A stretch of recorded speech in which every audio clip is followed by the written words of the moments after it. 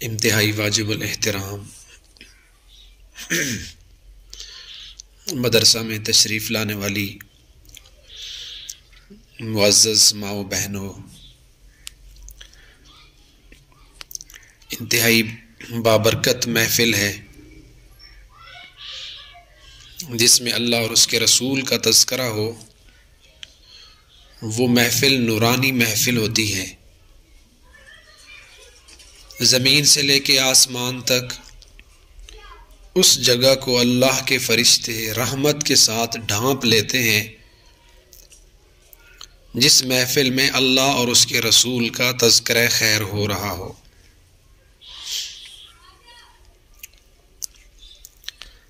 آپ علیہ الصلوۃ والسلام نے ایک دفعہ صحابہ کرام سے فرمایا، آپ نے فرمایا کہ جب تم جنت کے باغات میں سے گزرو تو تھوڑا سا چر لیا کرو۔ جب آپ جنت کے باغوں میں سے گزرو تو وہاں سے تھوڑا سا چر لیا کرو، جیسے جانور چارہ چرتا ہے۔ تو آپ نے وہی لفظ بولا تو صحابہ کرام نے پوچھا، یا رسول اللہ، وہ جنت کے باغات جہاں سے ہم گزرے ہیں تو چر لیا کریں، وہ باغات کیا ہیں؟ تو آپ نے فرمایا، ذکر کی محفلیں، یعنی جہاں بھی اللہ کا ذکر ہو رہا ہو، جس محفل میں، جس جگہ میں، تھوڑا سا وہاں بیٹھ جایا کرو۔ چر لینے سے مراد روحانی غذا لے لیا کرو۔ نیک محفل کے اندر تھوڑا سا بیٹھ کر تم بھی روحانی خوراک وہاں سے لے لیا کرو۔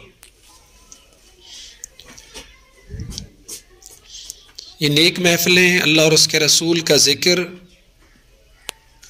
یہ دراصل ہماری روحانی تسکین ہے، یہ ہمارا قلبی سکون ہے۔ لوگ کہتے ہیں نا موسیقی روح کی غذا ہے، انتہائی غلط اور جھوٹ والی یہ بات ہے۔ مومن مسلمان کے روح کی غذا رب کا قرآن ہے، اللہ اور اس کے رسول کا فرمان ہے۔ اللہ تعالیٰ اس طرح کی محفلوں میں ہمیں زیادہ سے زیادہ شرکت کرنے، بیٹھنے اور وہاں سے نفع اٹھانے کی توفیق عطا فرمائے۔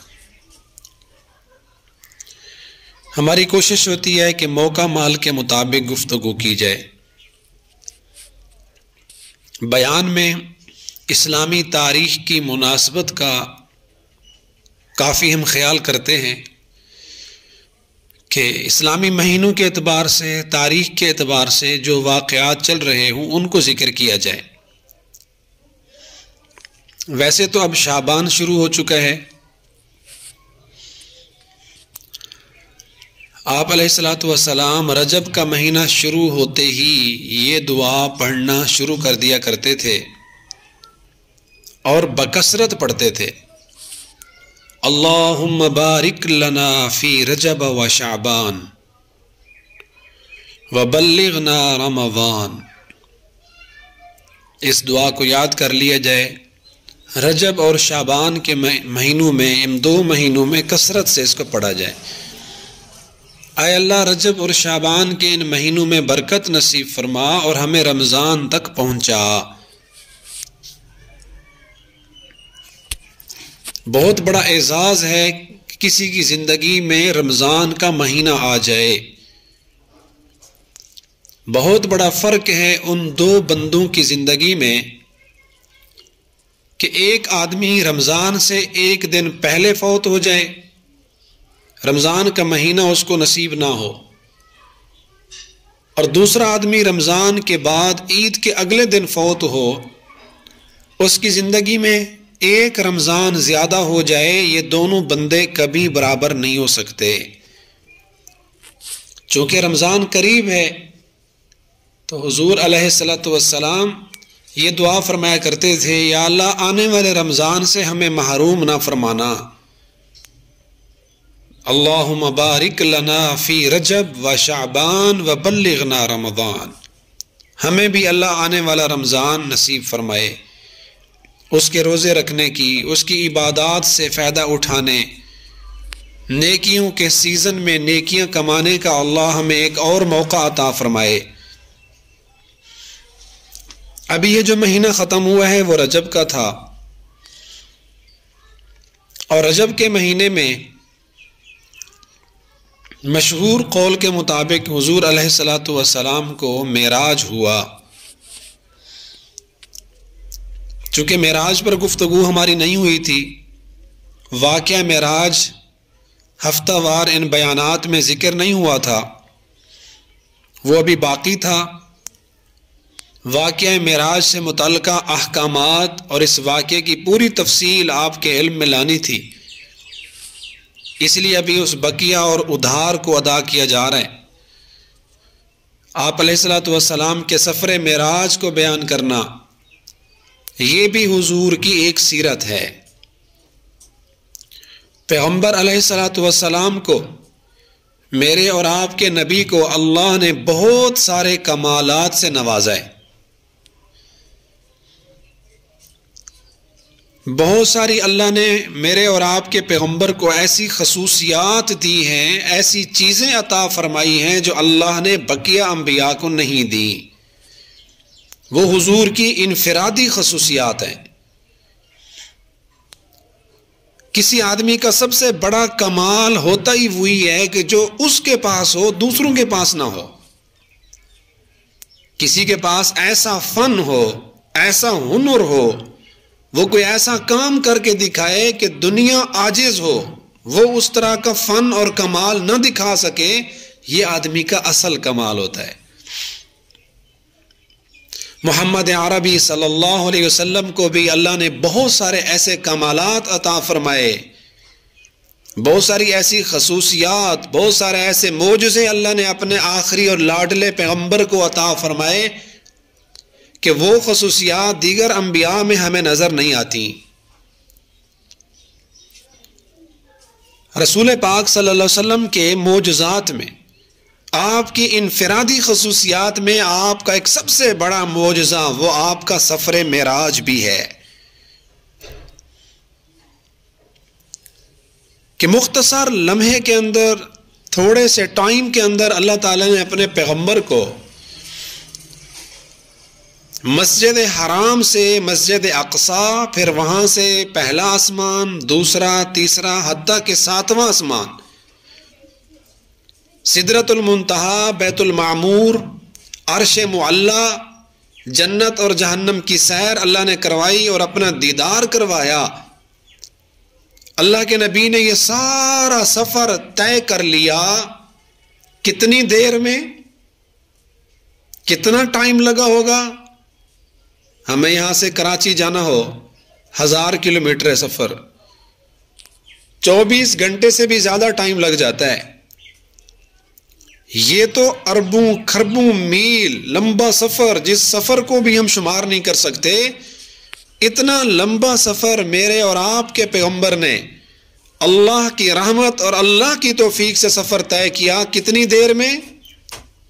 ایک آدمی نے کسی کا دروازہ بجایا تھا، ابھی کنڈا ہل رہا تھا، ابھی کنڈا ہل رہا تھا، اللہ کے نبی معراج کر کے واپس آ گئے۔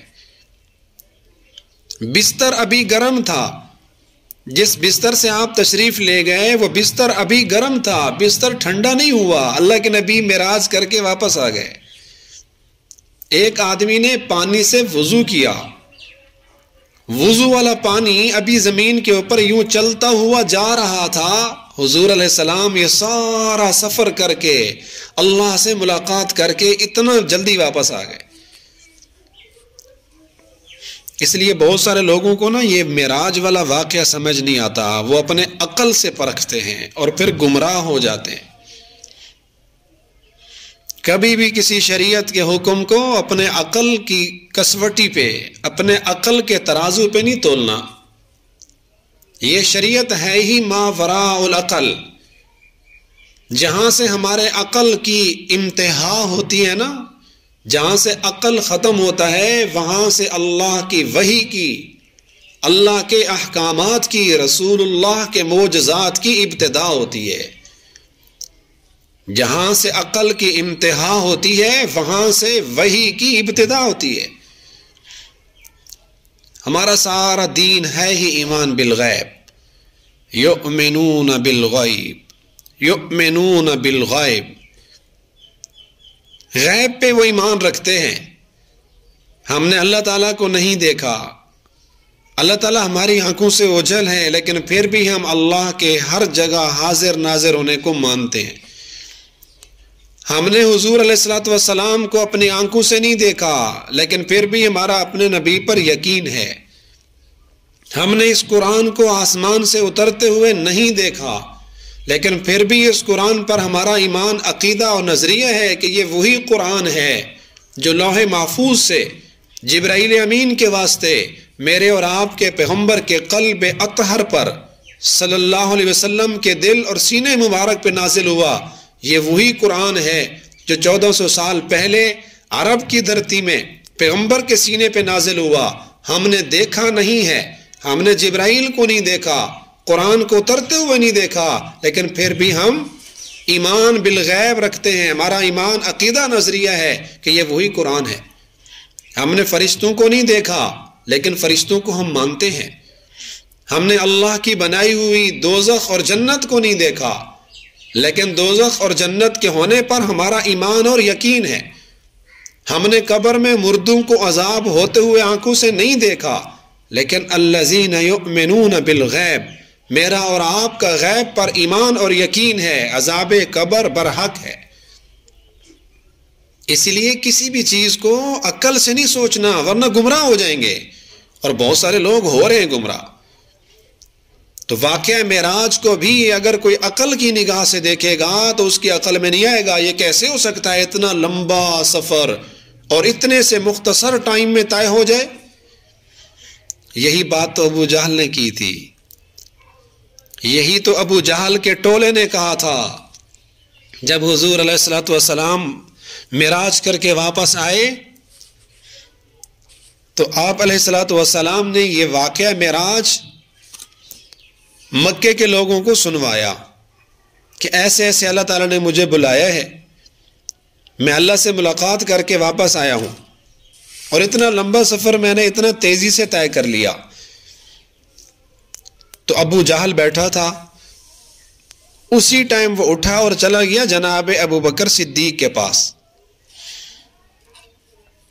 اور وہاں جا کر کہنے لگا کہ ابو بکر، اب اپنے یار کا حال دیکھا ہے؟ اب تو نے اپنے اس دوست کی بات کو سنا ہے؟ اس نے کتنی بڑی بات کر دی ہے۔ وہ کہہ رہے ہیں کہ میں مسجد حرام سے مسجد اقصی گیا، وہاں سے پھر 7واں آسمان کراس کر کے اللہ سے ملاقات کر کے آیا ہوں۔ سنو اب آپ کے یار نے کتنی بڑی بات کر دی۔ ابو جہل طنز کر رہا تھا، اس کے عقل میں یہ بات نہیں آ رہی تھی۔ جب صدیق اکبر کو یہ بات کی تو قربان جائیں صدیق کے ایمان پر، رسول اللہ کے اوپر کتنا اعتماد اور یقین تھا۔ صدیق کا ایمان دیکھیے۔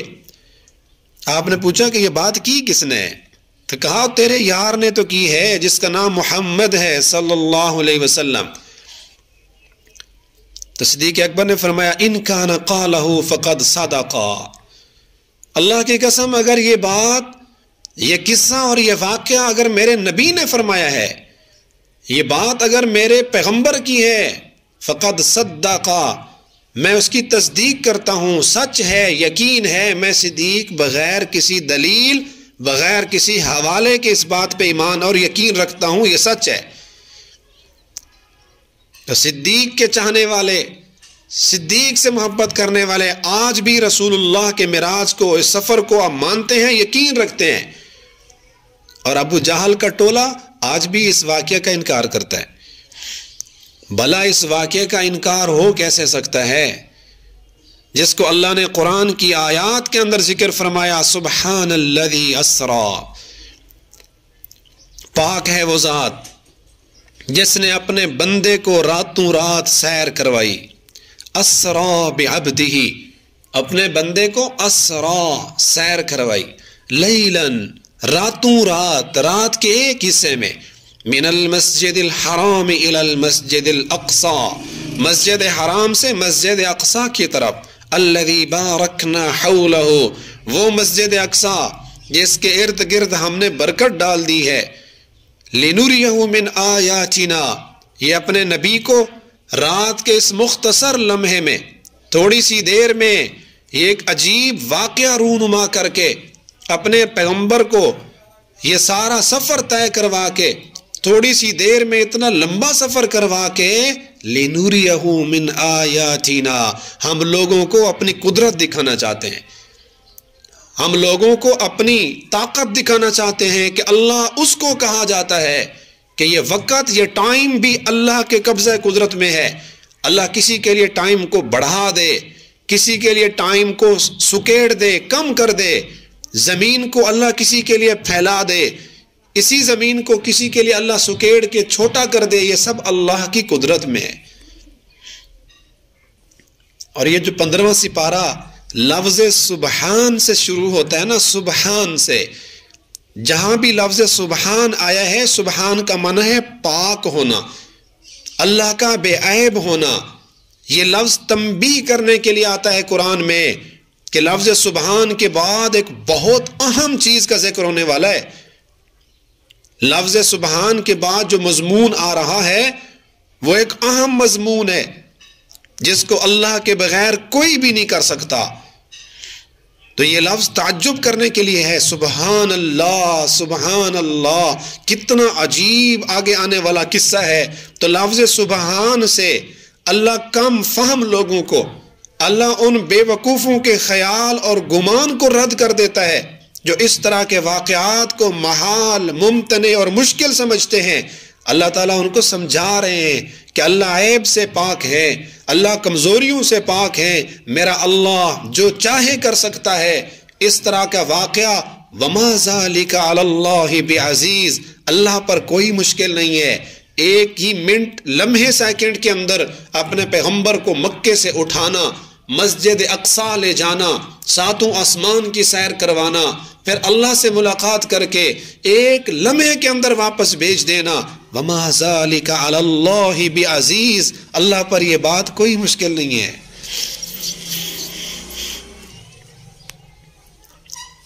واقعہ معراج احادیث کی کتابوں میں یوں آتا ہے کہ آپ علیہ السلام ایک مرتبہ حتیم کے اندر لیٹے ہوئے تھے۔ ایک ہے خانہ کعبہ، وہ جگہ جس پر بیت اللہ کی دیواریں اساری ہوئی ہیں، جس کو ہم تصاویر میں دیکھتے ہیں۔ اس بیت اللہ کے اندر تو بڑے بڑے عمراء، وزراء، بادشاہ قسم کے لوگ اس کے اندر داخل ہوتے ہیں، اور اس کے ساتھ ایک چھوٹا سا اور حصہ پڑا ہے، وہ بھی بیت اللہ کا ہی حصہ ہے۔ چھوٹی چھوٹی دیواریں اس کے ارد گرد لگائی ہوئی ہیں، اس کا دروازہ اوپن ہوتا ہے، کھلا ہوتا ہے۔ عام عمرہ کرنے والے حاجی بھی اس میں داخل ہو جاتے ہیں، چلے جاتے ہیں اس کے اندر، اس کو حتیم کہتے ہیں۔ بیت اللہ کے ساتھ والے حصے میں حضور علیہ السلام فرماتے ہیں، میں لیٹا ہوا تھا، ایک آنے والا آدمی آیا، ایک فرشتہ آیا، اس نے میرے یہاں سے لے کے یہاں تک چاک کیا، میرا سینہ چاک کیا، یعنی سینے سے لے کر، گردن سے لے کر ناف کے نیچے بالوں تک۔ اللہ کے نبی کا یہ جو سامنے والا حصہ ہے، گردن سے نیچے ناف تک کا جو حصہ ہے، آنے والے آدمی نے یعنی جبرائیل امین نے میرے اس حصے کو شق صدر کیا، میرے اس سامنے والے حصے کو چیرا، میرا دل نکالا، اور میرے سامنے اس آنے والے فرشتے کے پاس ایک سونے کا تھال تھا، سونے کا ایک تست تھا جو ایمان سے بھرا ہوا تھا، اور اس کے اندر زمزم کا پانی تھا۔ میرے دل کو اس فرشتے نے نکالا، غسل قلبی، میرے دل کو مزید صاف شفاف کر کے پھر اسی جگہ پہ دوبارہ رکھ دیا گیا، پھر میرے سینے کو دوبارہ سے سی دیا گیا، جس کو شق صدر کہا جاتا ہے۔ اور آپ علیہ السلام کا 4 مرتبہ شق صدر ہوا، آپ کے سینہ مبارک کو کھول کر، آپ کے دل مبارک کو، قلب اطہر کو نکال کر، جنت سے لائے گئے اوزار، جنت سے لایا گیا سونے کا سامان، رسول اللہ کے سامنے والے حصے کا آپریشن ہوا، آپ کے دل کو دھو کر مزید پاک صاف کر کے ایمان کے ساتھ بھر کے دوبارہ اپنی جگہ پہ رکھ دیا گیا۔ تو ان 4 مقامات میں سے ایک مقام آپ کے سفر معراج کا آغاز بھی تھا کہ آپ نے چونکہ اللہ سے ملاقات کرنی تھی، معراج کا سفر شروع ہونے سے پہلے بھی آپ کا شک صدر ہوا، آپ کے سینے کو مزید اللہ کی محبت اور اللہ کے نور کے ساتھ، ایمان کے نور کے ساتھ دھو کر دوبارہ اس کو بھر دیا گیا۔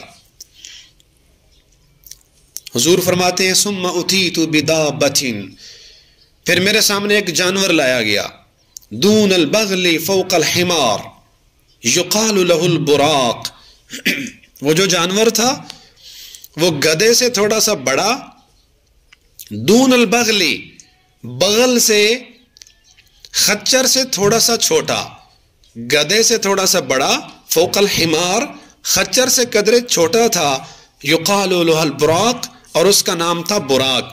یہ براق میرے سامنے لایا گیا، سبحان اللہ، براق کس قدر تیز رفتار یہ سواری تھی، اندازہ لگائیے، یازع خطوہ عند اقصى طرفہ، حضور نے فرمایا وہ براق اتنا تیز اڑتا تھا، اتنی اس کی سپیڈ تھی، جہاں اس کی نظر جاتی تھی وہیں اس کا پہلا قدم جاتا تھا۔ آج دنیا کا کوئی جہاز، دنیا کا کوئی ہیلی کاپٹر، کوئی بھی سواری اتنا تیز نہیں دوڑ سکتی کہ جہاں انسان کی نظر جائے وہ چیز فوراً وہاں پہنچ جائے۔ کتنی سپیڈ ہوگی، مطلب کوئی لاکھوں میل، لاکھوں کروڑوں میل وہ سواری، وہ براق ایک سیکنڈ میں طے کر رہی تھی۔ اس سواری کے اوپر سوار ہونا، اتنی تیز رفتار سواری پہ کسی آدمی کا جم کے بیٹھ جانا، حضور علیہ الصلوۃ والسلام کا اتنی تیز اڑنے والی سواری پہ سوار ہونا، یہ بھی میرے پیغمبر کی عظمت ہے۔ ورنہ وہ ہوا کے اندر جس سپیڈ سے اڑ رہی ہوتی ہے، جنہوں نے سائنس پڑھی ہے ان کو پتہ ہوگا کہ جب ہوا کے اندر وہ جہاز، وہ تیز رفتار سواری اتنی سپیڈ سے جا رہی ہو، سامنے ہوا مخالف ہوتی ہے، ممکن ہے وہ جل کے راکھ ہو جائے، لیکن آپ کی عظمت پہ قربان جائیں، اتنی تیز اڑنے والی سواری پہ میرے پیغمبر جم کے بیٹھے رہے، آپ اس خچر، اس براق کے اوپر سوار ہوئے، آپ نے سفر طے کیا، اور پھر جب اس طرح کی تیز سواری جا رہی ہو نا، تو انسان کو آس پاس کی جو چیزیں ہیں ان کو صحیح طرح دکھائی نہیں دیتی، اگر دکھائی بھی دیں تو وہ انسان کی پہچان میں نہیں آتی، ایسے لگتا ہے کہ وہ چیزیں بھی ہمارے ساتھ ساتھ چل رہی ہیں سپیڈ کے ساتھ۔ لیکن حضور علیہ الصلوۃ والسلام اس سواری کے اوپر سوار ہیں، جم کر تشریف فرما ہے، اور آس پاس والی چیزوں کو صرف دیکھ ہی نہیں رہے بلکہ ایک ایک چیز آپ کو یاد تھی، آپ نے ایک ایک مقام کی سیر کی، اور آپ نے فرمایا جب میں مسجد حرام سے مسجد اقصیٰ کی طرف، یہ آپ کے معراج کا زمینی سفر ہے، یہ آپ کے معراج کا پہلا مرحلہ ہے کہ آپ مسجد حرام سے زمینی سفر کر رہے ہیں، مسجد اقصیٰ کو جا رہے ہیں، اور آپ نے فرمایا رأیت موسیٰ یصلی فی قبرہ، میرا گزر حضرت موسیٰ علیہ السلام کی قبر سے بھی ہوا، میں وہاں سے گزر رہا تھا اور میں نے اپنے بھائی موسیٰ علیہ السلام کو ان کی قبر میں دیکھا، قائما یصلی فی قبرہ، جو اپنی قبر میں کھڑے ہو کر نماز پڑھ رہے تھے۔ آپ سواری پر جم کے بیٹھے بھی ہیں اور ساتھ ساتھ آپ کو واقعات بھی یاد ہیں، موسیٰ علیہ السلام کو دیکھا قبر میں نماز پڑھ رہے ہیں، تو اس سے ہمارا عقیدہ ثابت ہوتا ہے کہ انبیاء اپنی قبروں میں زندہ ہوتے ہیں۔ اللہ نے انبیاء کے جسم کو قبر کی مٹی پہ حرام کر دیا ہے، قبر کی مٹی میں جرت نہیں ہے کسی اللہ کے نبی کے جسم کو بوسیدہ کرے یا اس کو کھا جائے۔ عقیدہ حیات النبی اس واقعہ معراج سے سمجھ میں آتا ہے کہ انبیاء اپنی قبروں میں زندہ ہوتے۔ آپ کے سفر معراج کا پہلا مرحلہ طے ہوا، آپ مسجد حرام سے کہاں پہنچ گئے؟ مسجد اقصیٰ، بیت المقدس پہنچے، اور آپ فرماتے ہیں ہم نے وہاں جا کر ہمارا یہ جو سواری تھی ہمارے پاس، اس سواری کو وہاں ایک کڑا بنا ہوا تھا، ایک ہلکا سا بنا ہوا تھا کڑا، ہم نے اس کڑے کے ساتھ جا کر اپنی سواری کو باندھا، اور یہ وہی کڑا تھا جس میں تمام انبیاء آ کر اپنی سواریوں کو باندھا کرتے تھے۔ آپ مسجد اقصیٰ پہنچتے ہیں، اللہ تبارک و تعالیٰ نے 1.25 لاکھ انبیاء کو مشکل کر دیا، مسجد اقصیٰ کے اندر انبیاء پہلے جمع تھے، صفیں بنی ہوئی ہیں، सवा लाख अंबिया रसूलुल्लाह की इमामत के मुंतज़िर हैं, आपको वेलकम करने के लिए, आपको अहलन व सहलन मरहबा करने के लिए सारे अंबिया आपके मुंतज़िर हैं। सफ़ें बनी हुई है, आप मुसल्ला इमामत पे तशरीफ़ लाए। सवा लाख नबियों को आपने नमाज पढ़ाई। आज तौरात वाले पीछे खड़े हैं, ज़बूर वाले पिछली सफ़ में हैं, इंजील वाले पिछली सफ़ में। आदम से लेकर ईसा अलैहिस्सलाम तक जितने भी अंबिया आए सब सफ़ू में खड़े हैं, सफ़ें दुरुस्त हुई। आज कुरान वाला साहिब कुरान, जिसके दिल में कुरान पाक था, अल्लाह ने उसको मुसल्ला इमामत पे खड़ा करके बता दिया, जिसके सीने में कुरान होता है, जिसके सीने में अल्लाह का ये कलाम होता है, उसकी शान ये है कि वो बाकियों का इमाम बनता है। आपने लोगों को नमाज पढ़ाई, यूं मेरे और आपके पैगंबर का लक़ब बना इमामुल अंबिया, कि आप तमाम नबियों के इमाम हैं। वहां से आपके सफर का दूसरा मरहला शुरू होता है और आगे आपके लिए नूर की एक सीढ़ी लगाई गई।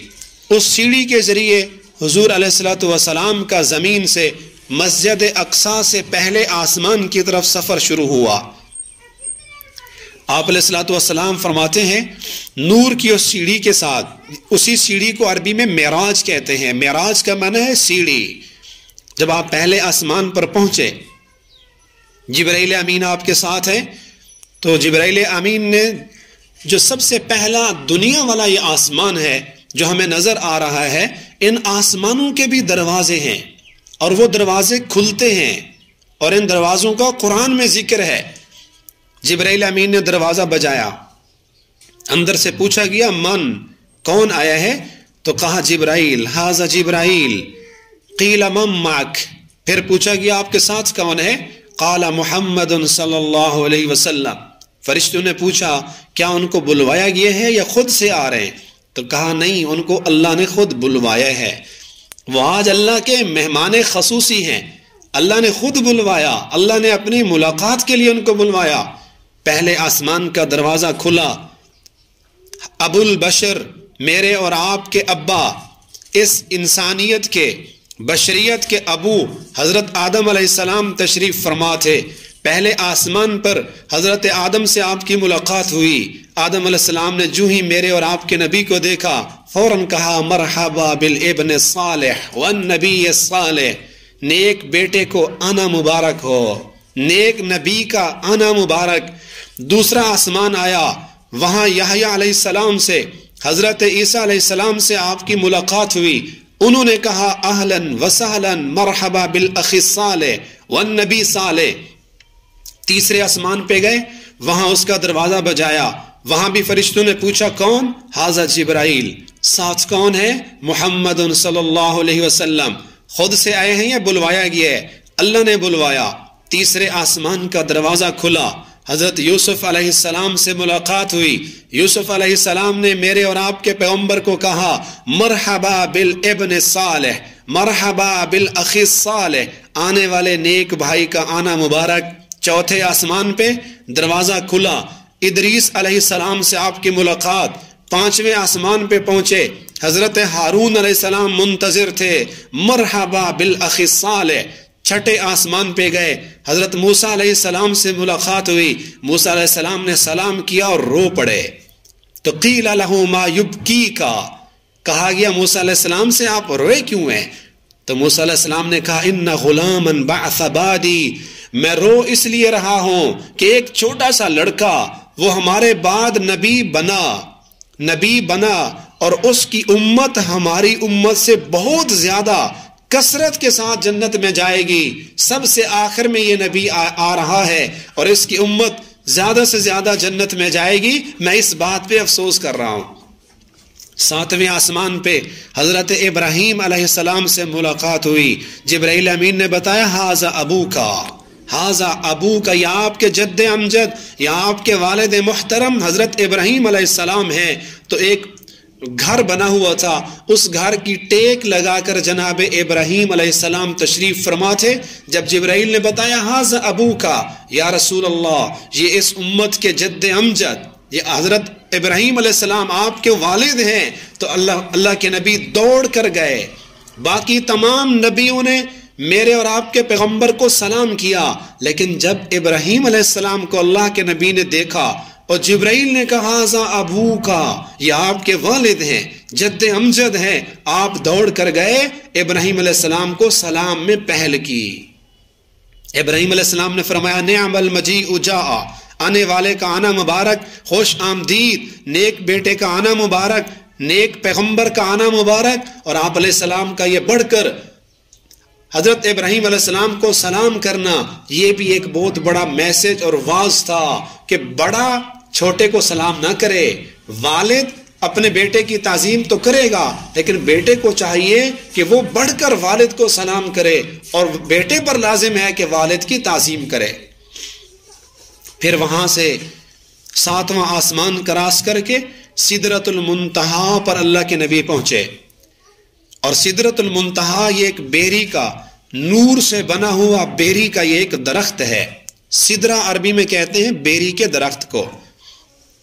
اور آپ علیہ السلام نے فرمایا میں نے دیکھا ہے نابقھا مثل قلال حجر، وہ جو سدرۃ المنتہا تھا اس کے بیر بھی میں نے دیکھے ہیں قبیلہ حجر کے مٹکوں کے برابر۔ حجر قبیلے جو مٹکے بناتے تھے، آپ نے فرمایا قبیلہ حجر کے بڑے بڑے جو مٹکے تھے، میں نے اس سدرۃ المنتہا کے ان بیروں کو دیکھا ہے، قبیلہ حجر کے مٹکوں کے برابر اس کے بیر تھے۔ وَوَرَقُهَا مِثْلُ آذَانِ الْفِيلَةِ، اور اس سدرۃ المنتہا کے پتے ایسے تھے جیسا کہ ہاتھی کے لمبے لمبے کان ہوتے ہیں۔ پھر سدرۃ المنتہا کراس کر کے آپ آگے گئے، لیکن جبرائیل امین وہاں رک گئے۔ جبرائیل امین کہنے لگے یا رسول اللہ ہماری پرواز یہیں تک تھی، آگے آپ تو جا سکتے ہیں، ہمارا داخلہ آگے بند ہے، اگر میں نے ایک قدم بھی اوپر اٹھایا تو میرے پر جل جائیں گے۔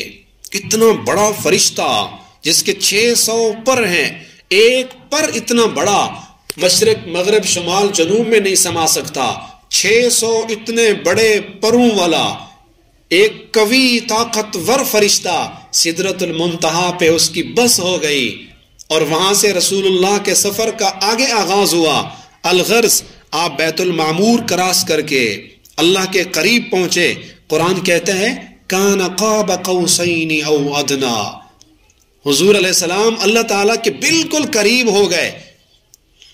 اللہ تعالیٰ نے اپنے پیغمبر کو بلوا کر قریب بٹھا کر ملاقات کی۔ حضور علیہ السلام نے اللہ کو کیا تحفہ پیش کیا؟ جب کوئی دوست کسی دوست کو ملنے جائے، کسی کے ہاں کوئی مہمان بن کر جاتا ہے تو جانے والا کچھ لے کر جاتا ہے، اور آنے والے مہمان کو میزبان بھی کچھ اپنے علاقے کی سوغات، اپنے علاقے کی کوئی مشہور چیز، کوئی اچھا سا تحفہ دیتے ہیں تاکہ یادگار بن جائے۔ اللہ کے نبی نے کیا تحفہ پیش کیا؟ اللہ سے ملاقات، اور آپ نے فرمایا تحیات للہ والصلوات والطیبات السلام علیک ایھا النبی۔ آپ نے فرمایا یا اللہ میری قولی عبادتیں، میری بدنی عبادتیں، میری مالی عبادتیں، جتنی بھی میں نے عبادتیں کی ہیں للہ، یا اللہ وہ صرف تیرے لیے تھیں، التحیات کا تحفہ لایا ہوں۔ اور اللہ تعالیٰ نے بھی سلامتی بھیج کر السلام علیک ایھا النبی، اے نبی پھر میری طرف سے آپ پر سلامتی، ورحمت اللہ، اللہ کی رحمت ہو آپ پر، وبرکاتہ، اور اللہ کی برکتیں ہوں آپ پر۔ اللہ تعالیٰ نے تو نام لیا حضور علیہ السلام کا السلام علیک ایھا النبی، لیکن میرے اور آپ کے پیغمبر خوشی کے اس موقع پر جیسے آپ دنیا میں تشریف لائے امت کو نہیں بھولے۔ قیامت کے دن ہر بندہ ہر نبی کہے گا نفسی نفسی، لیکن میرے اور آپ کے نبی وہاں فرما رہے ہوں گے امتی امتی یا رب امتی امتی۔ جب قیامت کے دن بھی نہیں بھولیں گے۔ معراج کی رات بھی اللہ سے ملاقات کے دوران جب اللہ نے کہا اے نبی السلام علیک ایھا النبی، آپ پر اللہ کی سلامتی، آپ پر ورحمت اللہ، اللہ کی رحمت اور اس کی برکتیں ہوں، تو میرے اور آپ کے نبی نے اس ملاقات میں ہمیں بھی یاد رکھا۔ آپ نے فوراً فرمایا السلام علینا وعلی عباد اللہ الصالحین، یا اللہ ہم پر بھی تیری سلامتی ہو، اور میری امت کے جو صالحین ہیں، میری جو امت نیک امت ہے اس پر بھی آپ کی سلامتی ہو۔ اللہ تعالیٰ نے معراج کی شب اپنے پیغمبر کو 3 تحفے عطا فرمائے، 3 تحفے۔ بس میں وہ ذکر کر کے آج کے اس بیان کو میں ختم کر رہا ہوں۔ معراج کی شب اللہ نے اپنے نبی کو قریب بٹھا کر اپنے کول بلوا کے کون سے تحفے دیے؟ راز و نیاز کی باتیں ہوئیں اور 3 تحفے امت کے لیے لائے۔ وہ کون سے تحفے تھے؟ ان میں پہلا تحفہ 5 نمازیں تھیں۔ نماز کی کیا شان ہے میری معزز ماؤں، بہنوں اور بیٹیوں۔ اللہ نے جتنی عبادات فرض کی ہیں زمین پہ فرض کی ہیں۔ روزہ فرض ہوا زمین پر، جبرائیل امین اس کا حکم لائے۔ حج فرض ہوا زمین پر، قرآن مجید نازل ہوا زمین پر، زکوٰۃ فرض ہوئی زمین پر، جہاد کی فرضیت زمین پر، لیکن نماز والا تحفہ اللہ نے دیا عرش برین پر۔ اللہ جبرائیل کے ساتھ بھی بھیج سکتے تھے، لیکن اللہ نے فرمایا ایک قیمتی تحفہ دینا چاہتا ہوں آپ کی امت کو، ایک میں نے گفٹ دینا ہے۔ درمیان میں جبرائیل کا واسطہ ختم، آپ خود میرے پاس تشریف لائیں، میں اللہ اپنے ہاتھوں آپ کو ایک تحفہ دیتا ہوں۔ تو 5 نمازیں جو شروع میں 50 تھیں، آپ لے کے واپس آ رہے تھے، حضرت موسیٰ علیہ السلام سے ملاقات ہوئی تو موسیٰ علیہ السلام نے پوچھا اللہ نے کیا دیا؟ آپ نے فرمایا 50 نمازیں۔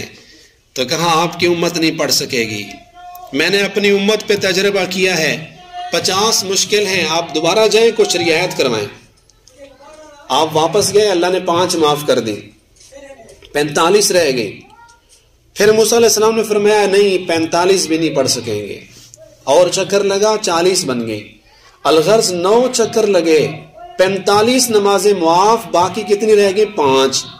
تو موسیٰ علیہ السلام نے فرمایا نہیں، مجھے نہیں لگتا کہ آپ کی امت یہ 5 بھی پڑھے، لہٰذا ایک چکر اور بھی لگا لیں۔